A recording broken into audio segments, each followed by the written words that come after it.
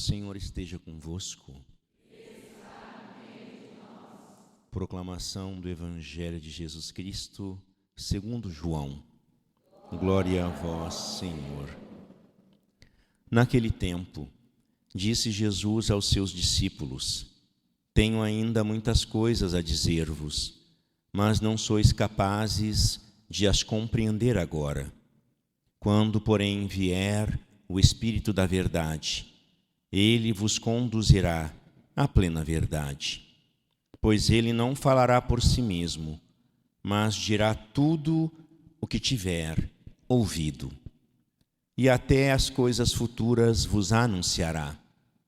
Ele me glorificará, porque receberá do que é meu, e vô-lo anunciará.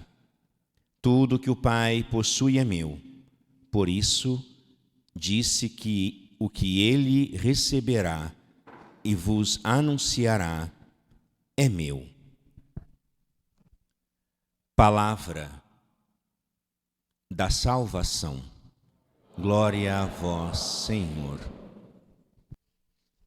Podemos sentar um instante, queridos irmãos e irmãs, querido Padre Antônio. Que alegria para nós podermos, nesta noite de quarta-feira, receber esta palavra que nós acabamos de ouvir. Palavra de Deus que é alimento para a nossa vida. E talvez você possa ter pensado assim, quando o Padre pediu para você repetir o nome dele. Ele só está brincando. Mas eu não sei se você prestou atenção no Evangelho, quando Jesus vai dizer aos seus discípulos. Você sabe o que é um discípulo? Sim ou não? Sim? Vamos escolher alguém então para me explicar o que é discípulo. Falou que sabe, que sim, então tem que saber o que é. Ninguém explica a Deus. Quem é discípulo? Você falou que sim. O que é um discípulo?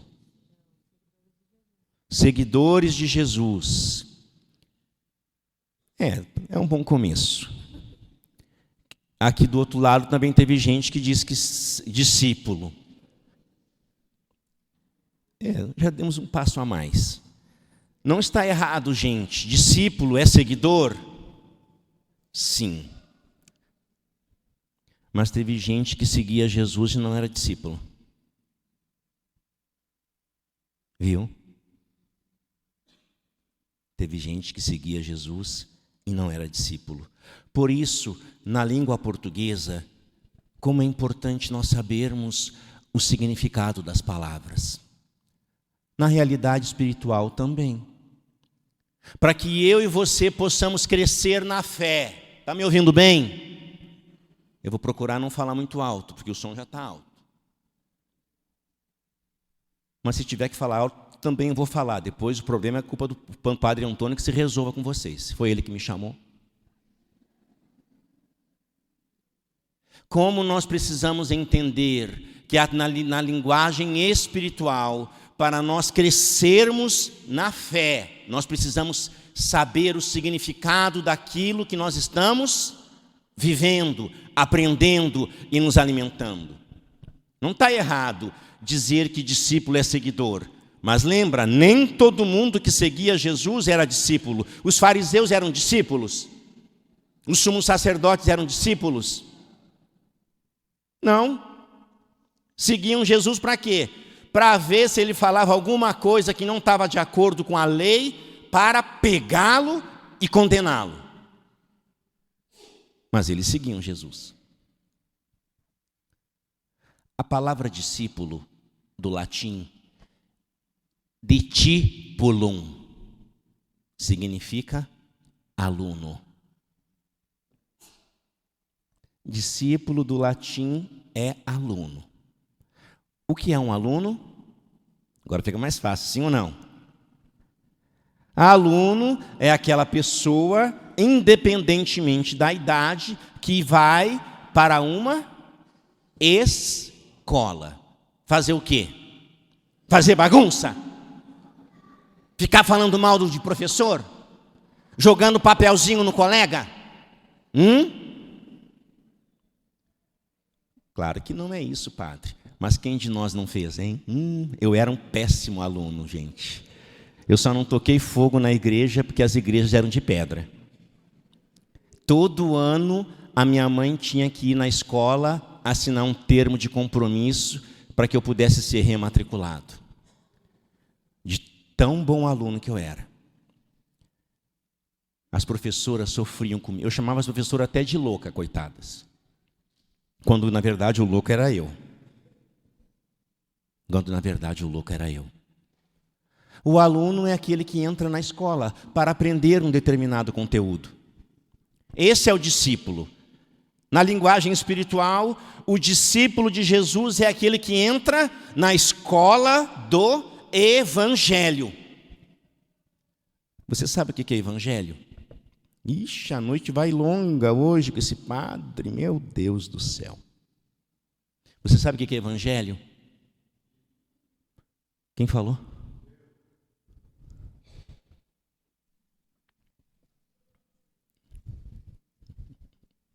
Boa notícia.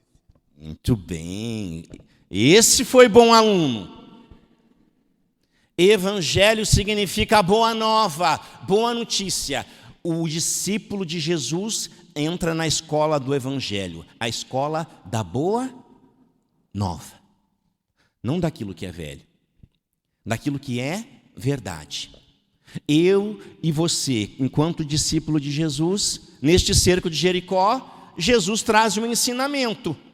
Jesus disse aos seus discípulos, vai dizer a palavra no Evangelho: tenho muitas coisas a dizer-vos, mas vós não sois capazes de compreender agora. Você sabe o que Jesus está dizendo? Delicadamente ele está dizendo: ai, como vocês são burrinho. Porque quem não consegue compreender alguma coisa, falta inteligência. Só que Jesus é educado. O padre Agro vai dizer: ah, vocês são burros, hein? Jesus diz: como falta. Vocês não conseguem compreender as coisas ainda. Só faltou ele dizer assim, ó: vocês querem que eu desenhe? Quer que eu desenhe para você compreender os mistérios do reino? A boa notícia. Você quer que eu desenhe para você entender? Porque tem gente que tem que ser assim. Tem que desenhar para entender, não é? E nem desenhando, entende? Nem desenhando. Sabe por que às vezes nós temos que desenhar para alguém entender? Porque não escuta. Repita comigo. E o que eu faço? Já saio falando. Por que na escola a gente não aprendia a matéria? Língua portuguesa, história, matemática, ciências, geografia. Por que quando o professor de geografia perguntava onde fica o norte, aí você apontava para Porto Alegre? Porto Alegre é sul. Mas quando ele explicou que o sul não é norte e o norte não é sul, você não prestou atenção. Devia estar jogando um papelzinho, brincando. Jesus vai dizer: vós ainda não sois capazes de compreender. Por quê? Porque a gente não escuta. O Evangelho vai dizer para nós algo muito importante. Quando vier o Espírito da verdade, ele vos conduzirá à plena verdade, pois ele não falará por si mesmo, mas o Espírito dirá tudo o que ele ouviu. Repita comigo, Padre Ágaro. Repita comigo, Padre Ágaro. Repita comigo, Padre Ágaro. Só que a gente tem que ouvir, mesmo que eu já saiba. Mesmo que eu já saiba, nós temos que escutar para chegarmos à plena verdade. Porque saiba, a verdade que nós temos não é a verdade plena, viu? A plena verdade só Jesus dá. Só Jesus pode dar a plena verdade. Só Ele pode nos conduzir para o Pai. Só Ele pode nos dar o Espírito Santo, o Espírito da verdade, que eu e você precisamos para compreender os mistérios do reino.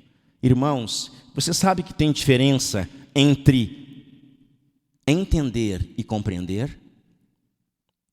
Você sabia disso, sim ou não? Ou é tudo a mesma coisa? É tudo um balaio de gato, padre. Entender, nós usamos simplesmente a razão, a inteligência. Na linguagem popular, o tico e o teco. Os dois, os neurônios. Para entender, nós usamos simplesmente a razão, a inteligência. Para compreender, nós precisamos muito mais do que isso. Aquilo que entra na inteligência, que entra pela razão, precisa percorrer um caminho. Qual caminho? Sair da mente e descer para o coração. Quando aquilo que entrou na mente desceu para o coração, a gente começa a compreender, a abraçar aquela verdade que nos foi revelada. Por que o padre está dizendo isso?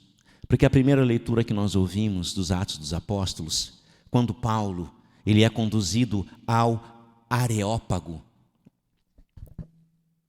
Você sabe o que é Areópago? Sim ou não? Quem sabe o que é Areópago, levanta a mão. Tá, mesmo não levantando, eu vou perguntar para você. Ai, padre, não me mata do coração. Não me assusta. Ai. Gente, o Areópago nada mais é, preste atenção, vocês sabem disso. É que chega um padre diferente, vocês ficam com medo, né? Vocês sabem disso. Areópago nada mais é o lugar onde os gregos se reuniam para fazer o quê? Para quê? Para debater. Lembra, a cultura grega, é a cultura do diálogo, é a filosofia. Eles querem conversar, só que o lugar que eles conversam não é em porta fechada, não é no quartinho fechado, não é com o meu grupinho, o grupinho das marocas fofoqueiras, que só fala da vida dos outros em porta fechada. Porque se falar no meio da igreja, todo mundo vai saber que você é a língua de trapo. Eu sei que aqui não tem. É só lá na minha casa. Os gregos conversavam ao público. Areópago, numa linguagem, se fosse uma linguagem espiritual, seria uma igreja.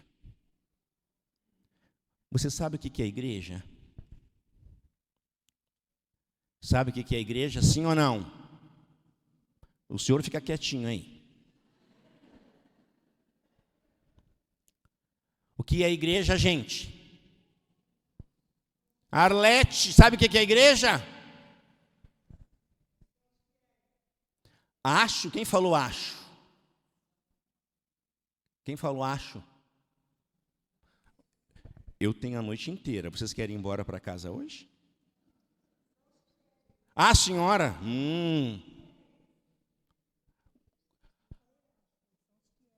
Como é que é o seu nome? Sílvia. Não ficou jogando um papelzinho no professor. Igreja do grego significa eclesia. Repita comigo. Eclesia. Ou eclésia. Aí vai depender de quem está fazendo a interpretação. Igreja significa eclesia ou eclésia, do grego. Povo convocado, povo reunido, ou fiéis. Areópago era o lugar onde os gregos se reuniam para debater, filosofar, trocar ideias, pensamentos, filosofias, ideologia. Não sei se você sabe a ideologia do gênero, que diz que você pode ser o que você quer. Você que é homem, quer ser mulher, você que é mulher, quer ser homem. Sabe que tem a sua origem também na filosofia grega. Sabia disso, sim ou não? Se não sabia, fica sabendo. E eu não estou falando mal, isso é um fato, viu? Porque às vezes a gente acha assim, ó, está criticando tal coisa. Isso aqui, eu estou trazendo um conhecimento. Você pode ser o que você quiser, o problema não é meu, e eu não estou nem aí. Só estou dizendo que toda e qualquer ideologia, toda e qualquer forma de pensamento, tem também a sua origem no Areópago, onde Paulo foi conduzido.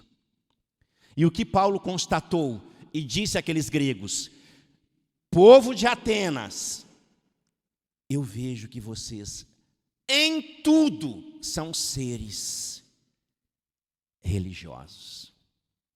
São seres espirituais. Por quê?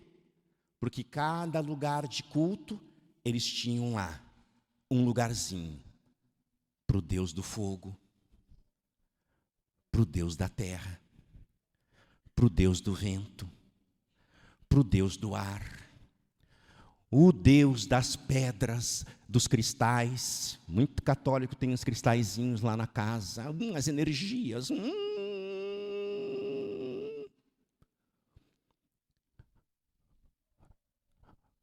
O Deus das pirâmides, tem gente que ama pirâmide em casa, para atrair energia. De manhã ela coloca a ponta da pirâmide para o leste. Aí à tarde ela vira a pirâmide de boca para o oeste, para que as energias negativas vão embora. No Areópago, Paulo vai dizer: eu vejo que vocês são seres espirituais, porque onde eu fui tinha um lugarzinho. O Deus do pé de coelho, o Deus da ferradura. O Deus da ferradura, olha, vê se você está com as duas aí. Porque quem acredita em ferradura, no mínimo, tirou do cavalo. O Deus do trevo de 4 folhas, o Deus do espelho, não pode, que o espelho quebrou, meu Deus do céu agora. O Deus da escada, não pode passar embaixo da escada. Muito católico é assim, viu? Paulo disse: eu vi que vocês são seres espirituais. E tem até um lugarzinho que está escrito: para o Deus desconhecido. E é sobre este Deus desconhecido que eu vim falar para vocês. O Deus desconhecido que os gregos não conheciam tem um nome, que está acima de todo nome. Filipenses 2:10. Que todo joelho se dobre, toda a língua proclame que Jesus Cristo é o Senhor. Este é o Deus desconhecido que Paulo anunciou aos gregos. Que ele que morreu, ele que foi flagelado, foi crucificado, foi pregado na cruz, morreu, mas ressuscitou. E foi só falar da ressurreição que os gregos, os donos da inteligência, eles que tinham todo o entendimento, você está entendendo o que o padre está falando? Eles não aceitaram. Eles não deixaram que aquela palavra que Paulo disse entrasse na mente, caísse onde? No dedão do pé? No estômago? Não, no coração. Eles não compreenderam. E o que eles fizeram? Outra hora nós voltamos para escutar você falar de ressurreição. Quantos de nós, irmãos, que estamos fazendo o cerco de Jericó, também temos dificuldade de compreender os mistérios do reino? Porque nem sempre os mistérios do reino são de acordo com aquilo que nós queremos. Se Deus não curar o meu marido da pinga, eu não vou mais na igreja. Se Deus não libertar minha esposa dessa língua métrica, se Deus não libertar o meu filho das drogas, da prostituição, de uma vida desregrada, se Ele não curar aquela pessoa do câncer, eu não vou mais na igreja.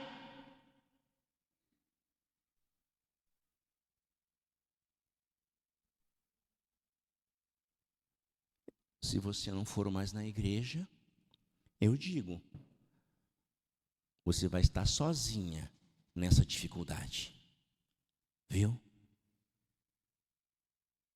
Se você não vai mais na igreja porque Deus não faz a tua vontade, entenda, você nada mais é do que uma criança birrenta.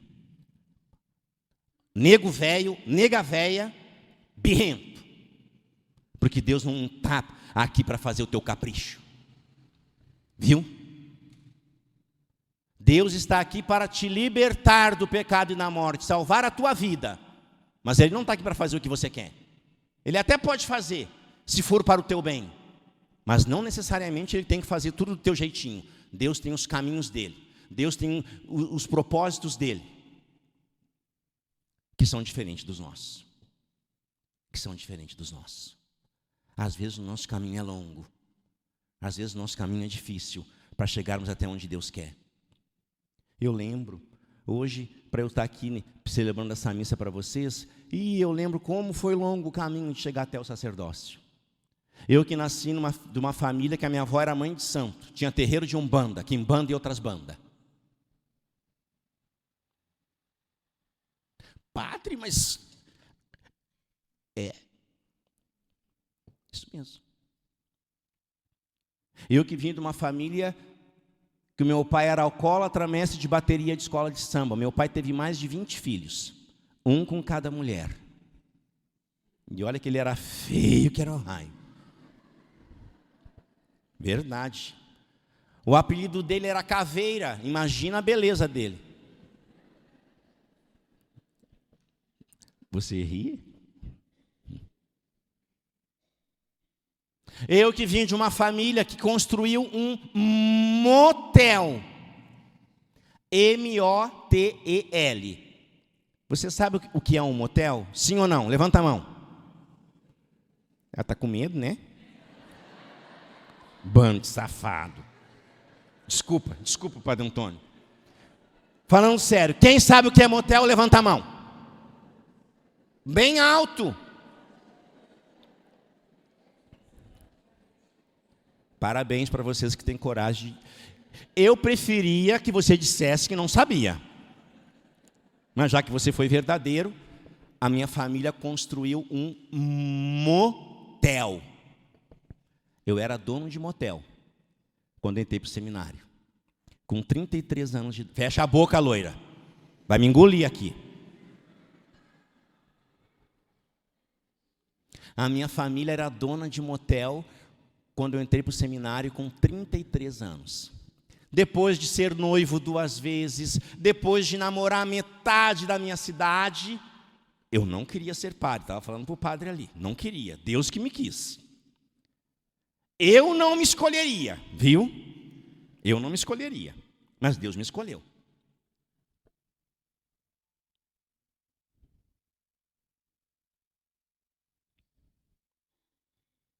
Porque os caminhos de Deus são diferentes dos nossos. Diferentes dos nossos.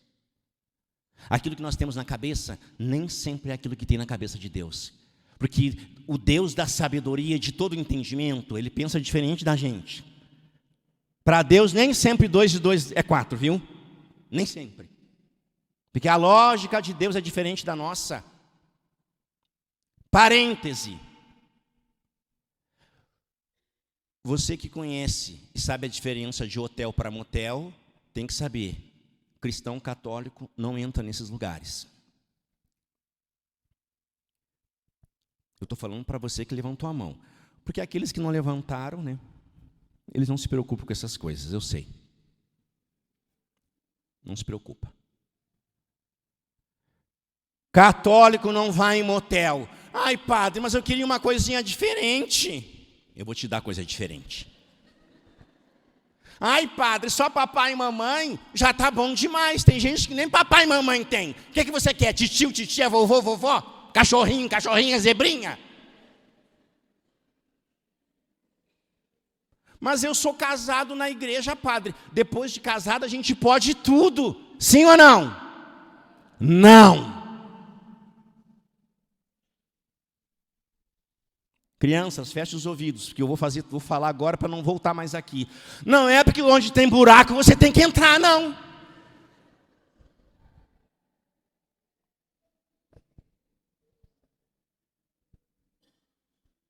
Ah, a periquita quer voar, vai virar, eu vou pegar uma espingarda nessa periquita. Ah, eu vou afogar o ganso. Eu vou desnucar o ganso, não vou afogar.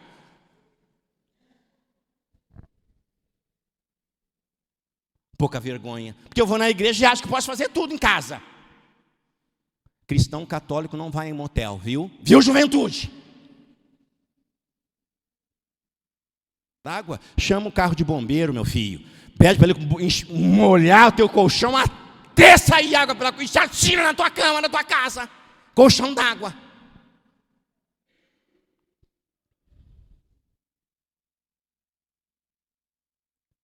Lembra? O casal que vai para um motel troca o leito conjugal, o altar da sua casa, para deitar numa cama mais impura que qualquer outra. Você sabe quem que deitou naquela cama? Você sabe o que fizeram naquela cama? Você sabe se aqui não consagraram aquele lugar para alguma coisa? Ah, eu estou sofrendo, não sei por que meu casamento começou a ficar ruim, padre. Meu marido quis uma coisa diferente, eu também. A gente foi lá no Alcatraz.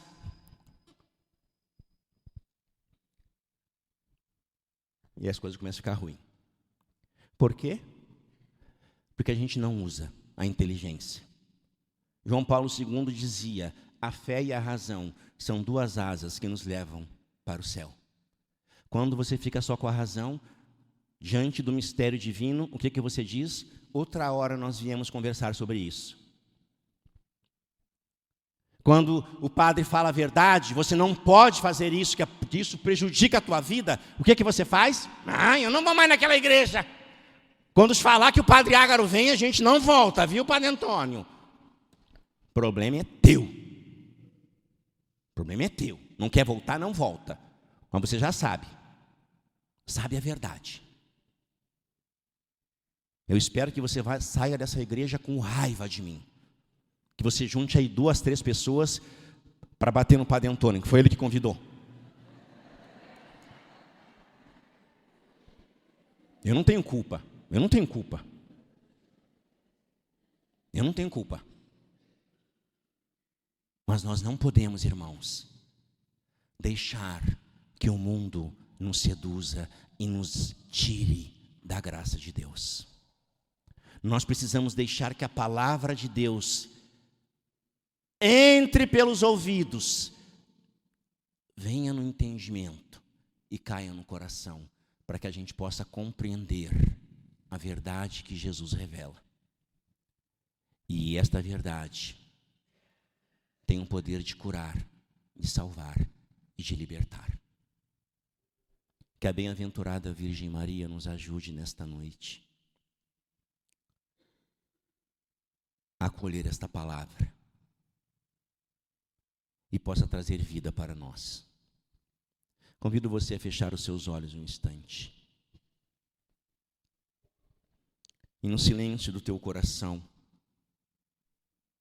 vá pedindo a Deus esta graça. Que o Espírito da verdade te ajude a compreender toda a verdade. A verdade de Deus que cura, que salva e que liberta.